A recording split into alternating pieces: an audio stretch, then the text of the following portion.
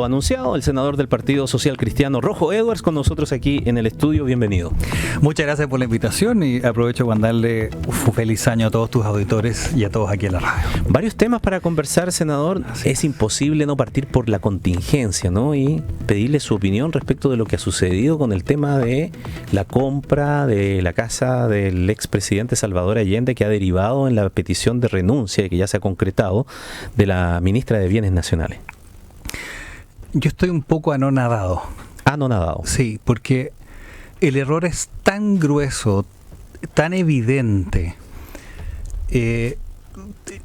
Queda al descubierto una forma de tramitación interna tan... No sé si inepta es la palabra, perdona por la palabra, pero... Porque esto está en la Constitución, pero derechamente, o sea, y uno siempre lo sabe. O sea, imagínense si los senadores podemos venderle cosas al Estado o hacer negocios con el Estado. Imagínense la caja de conflictos de interés que se abrirían, la caja de Pandora que se abriría. Entonces, el error es tan grave que me tiene bastante como anonadado. Y me da la idea que la salida de la ministra de Bienes Nacionales puede que no cierre la polémica, porque... Para empezar, esta compra partió con otra ministra, según lo que entiendo, esa información que hemos ido recibiendo durante el día, y bueno, durante los días anteriores. Y también tiene que haber alguien en la Sexpress, ¿no es cierto?, que revise cuáles son los documentos que va a presentar el presidente.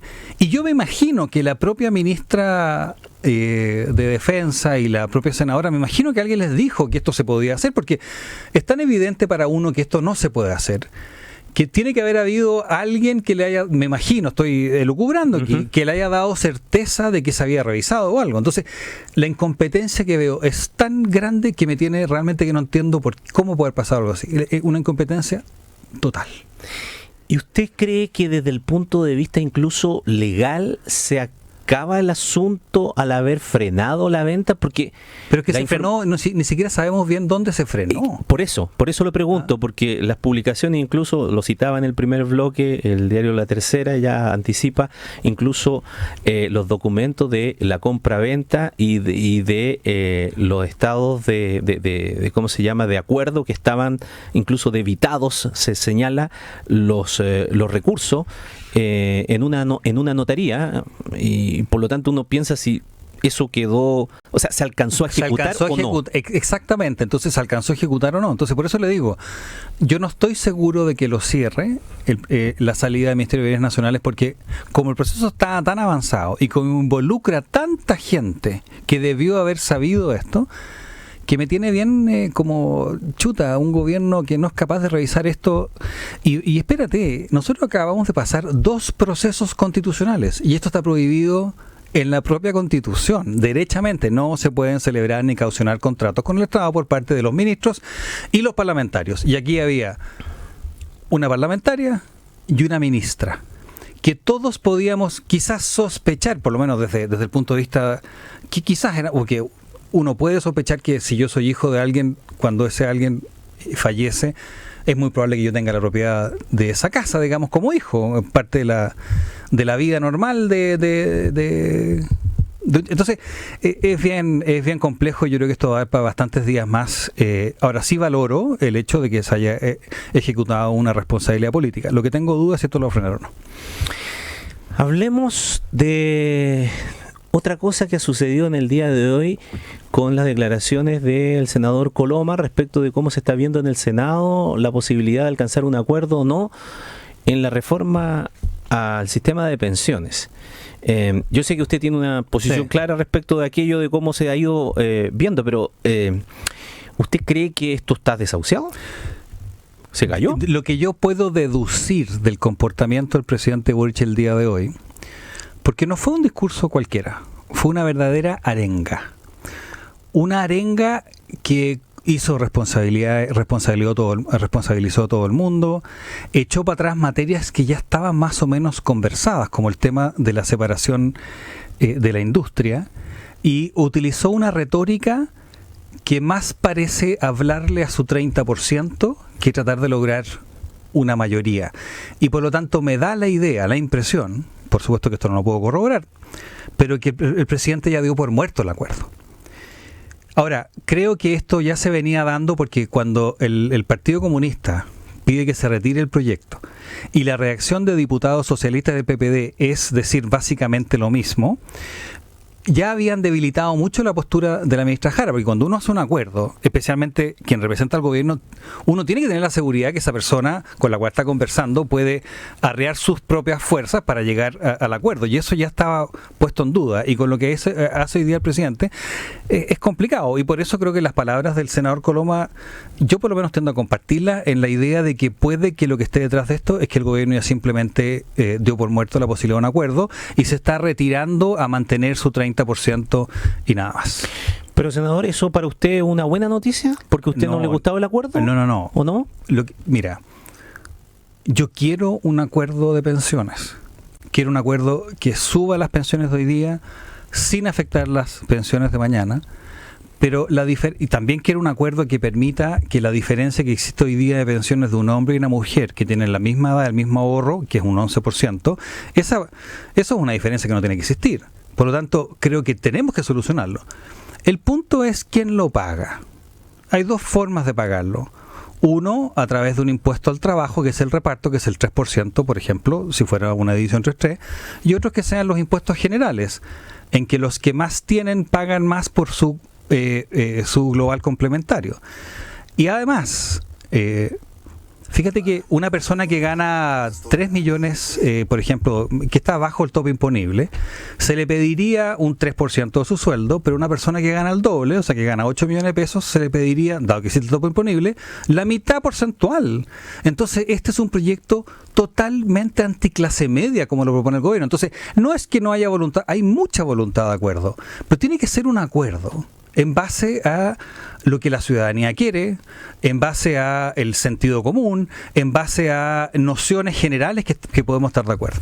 Y hoy día lo que hizo el presidente no solamente habló del tema de la distribución del 6%, sino que también de la separación de la industria. Yo quiero decirte, Ramón, que yo publiqué un libro fue editor de un libro, cuando era encargado director de Ideas Republicanas, en que proponía la división de la industria. Está escrito, el libro se llama Ruta Republicana. ¿Ya? Pero en la comisión no hubo nadie, ni de izquierda ni de derecha, que sostuviera esa posición. Estaban todos en contra, porque no había ni siquiera economías de escala en juntar toda la administración en un operador. Y por lo tanto, nadie nunca más defendió la separación de la industria. Y lo que mutó la conversación fue a afectar el mercado que está funcionando en la AFP, que no es un mercado competitivo. Las AFP tienen rentabilidades que son sobrenormales, medidas por rentabilidad de activo o rentabilidad sobre el patrimonio. Por lo tanto, la licitación de stock, a mi juicio, de los usuarios antiguos pasó a ser la forma de dar respuesta que podía dar lugar a un acuerdo, por lo menos es en esa línea, y que podía asegurarse que las AFP cobren lo que tienen que cobrar, porque hoy día cobran mucho. No es un mercado competitivo.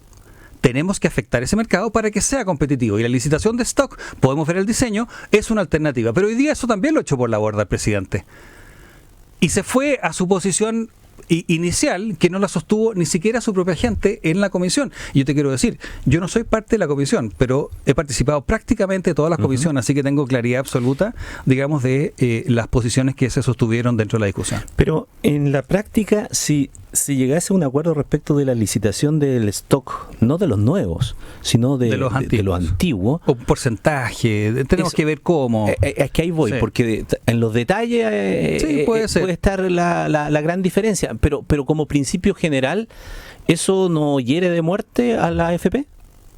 Pero si aquí, ¿qué es lo que son las AFP? Las AFP son personas jurídicas de giro único, que se mueven en un mercado. Ese mercado no está dando las garantías de ser competitivo.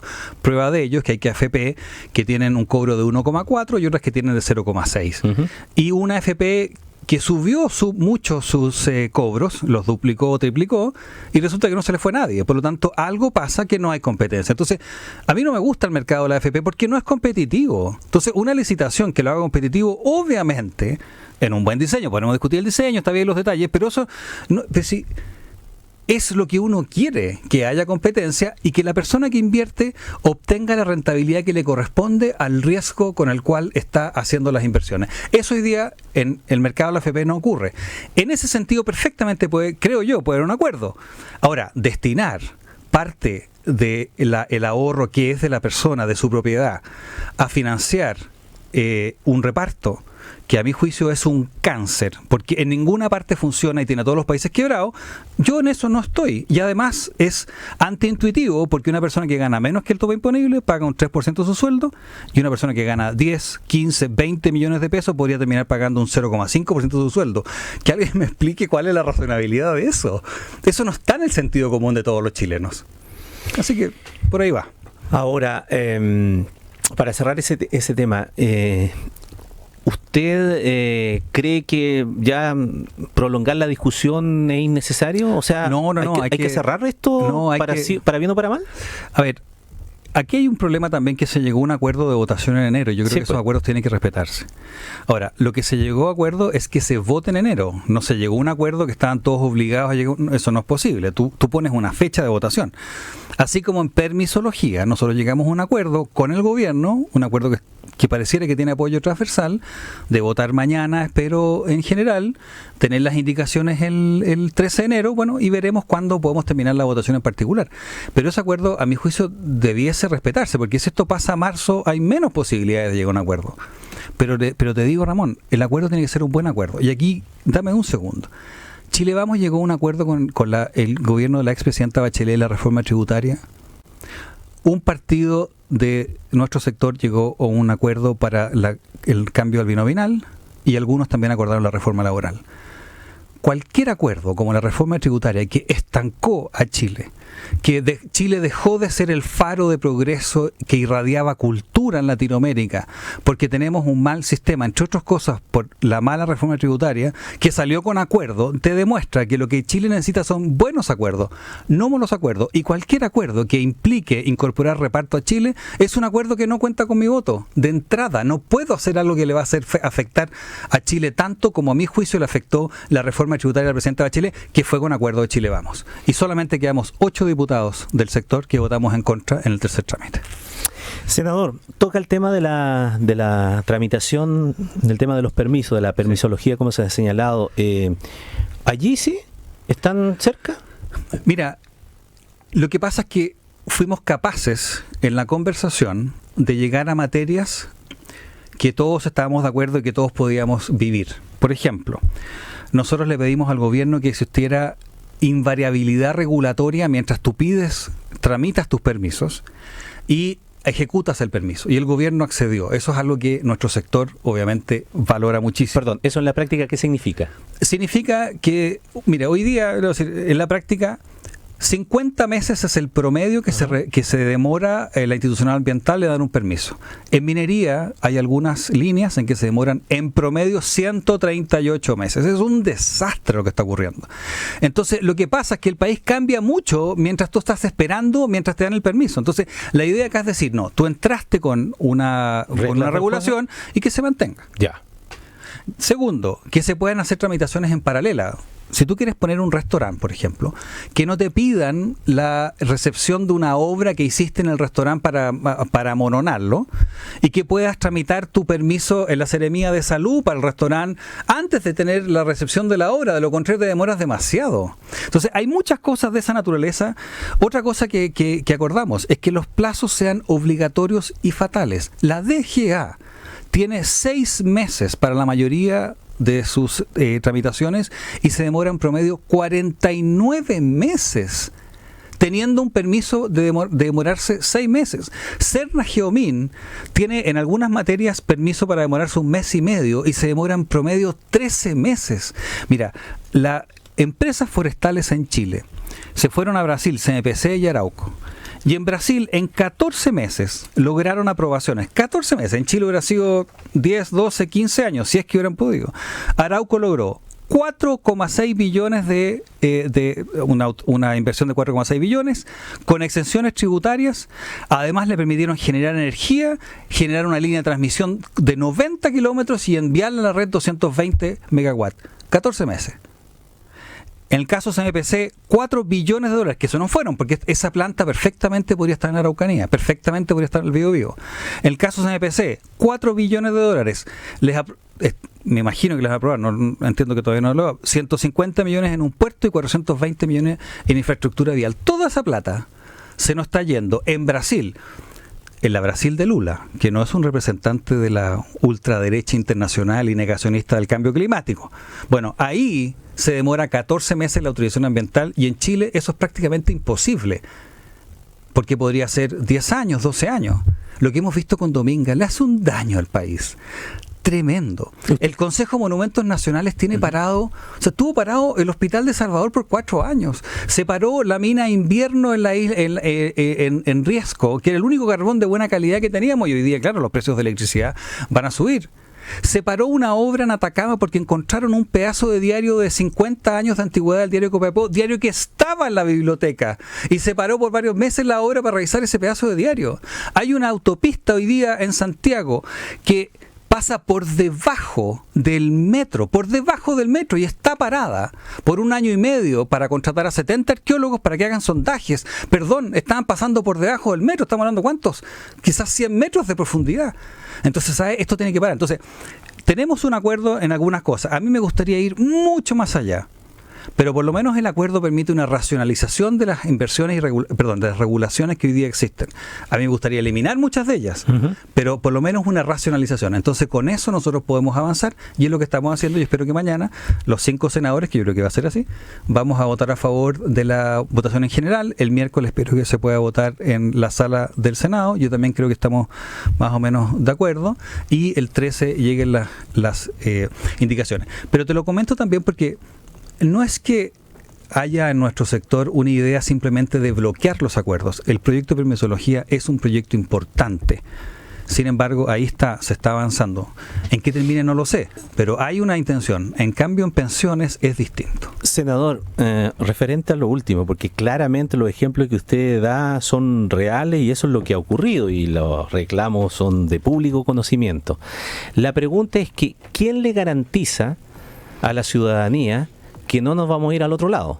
Que en virtud de sacar proyectos, de pronto después estuvimos lamentándonos que se hizo con demasiada laxitud para que haya reclamos respecto de que no se respetan cuestiones esenciales. Eso no puede ocurrir con este proyecto, porque aquí no se elimina ninguna regulación. Y tampoco ni siquiera se entra en la 19.300, que es la resolución de calificación ambiental. Esos son los límites que el gobierno puso. A mi juicio, para avanzar, habría que eliminar una gran cantidad de regulaciones, pero este proyecto no elimina ni una sola regulación. A mi juicio es un error, pero es lo que está. Su preocupación no puede existir por este proyecto porque no hay ninguna regulación que se baje. Y por lo tanto, creo yo que tanto izquierda como derecha podemos aprobar esto con tranquilidad. ¿Es optimista usted? Bueno, no sé, yo espero, porque la verdad es que los permisos tienen a Chile paralizado y no puede seguir pasando. Ya, entonces para reiterar y terminar, mañana esperamos que en la Comisión de Economía del Senado se apruebe en general, el miércoles ojalá se apruebe en la sala del Senado, ¿ya? Y el próximo lunes ojalá que ya tengamos un acuerdo con todas las indicaciones para poder votar en particular, y si Dios quiere, no me comprometo porque no lo sé, sacarlo del Senado en enero. No sé si se pueda, no quiero, pero por lo menos tener ya un panorama exacto de cómo más o menos va a ser el proyecto. Muy bien, senador Rojo Edwards, muchas gracias por venir aquí al estudio y conversar con nosotros de distintos temas, ¿no? Gracias por la invitación.